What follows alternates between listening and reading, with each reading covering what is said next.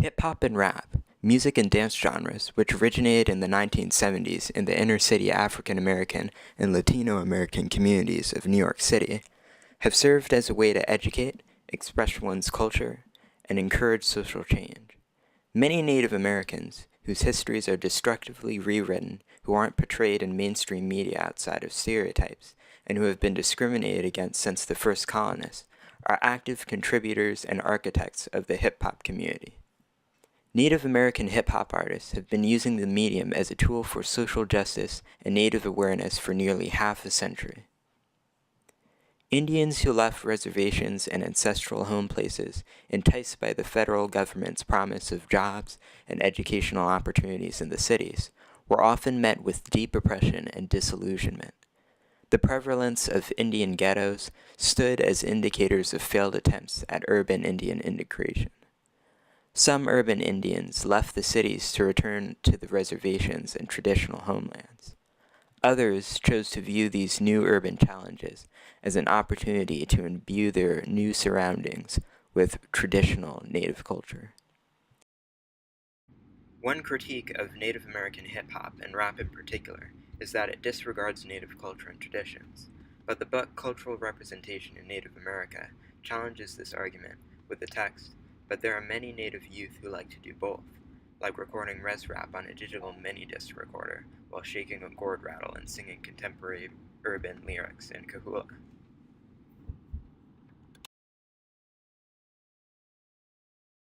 Native hip-hop is an excellent example of the urban Indian recapture of the Native voice and a return home by reclaiming on urban ground. Many would assume that hip-hop has its origins strictly within the Black and Latino American communities of New York, but that misrepresentation foolishly ignores Native hip-hop artists.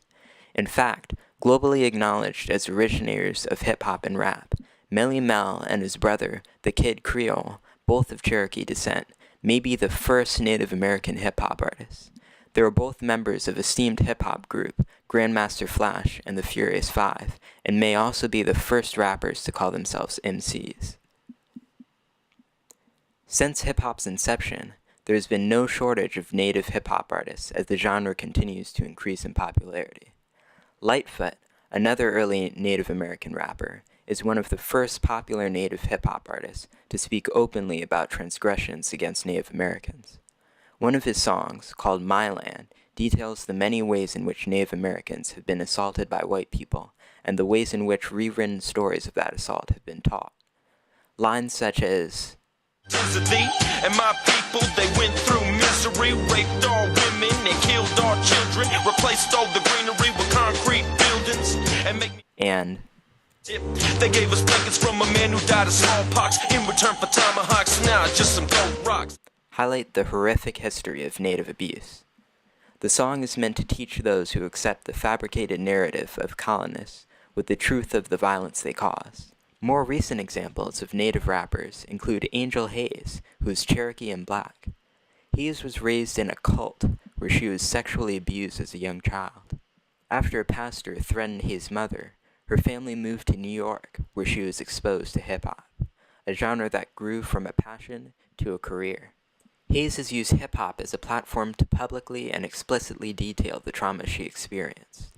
Angel Hayes has also collaborated with the Canadian Native hip-hop group A Tribe Called Red, a name originating from hip-hop group A Tribe Called Quest. Composed of members Toolman and Bear Witness, A Tribe Called Red collaborates with Native artists across the continent to produce music promoting Native social American justice and Native awareness. Continues to be a necessary force, calling us to bring forth our highest conscience. As it increases in popularity, the positive messages of Native American empowerment will spread across the globe.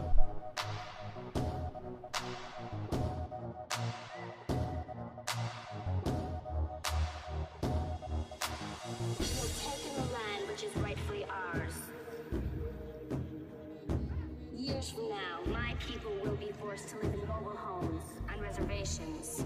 Your people will wear cardigans and drink highballs. We will sell our bracelets by the roadsides. You will play golf and enjoy hot hors d'oeuvres. My people will have pain and degradation. Your people will have stick shifts. The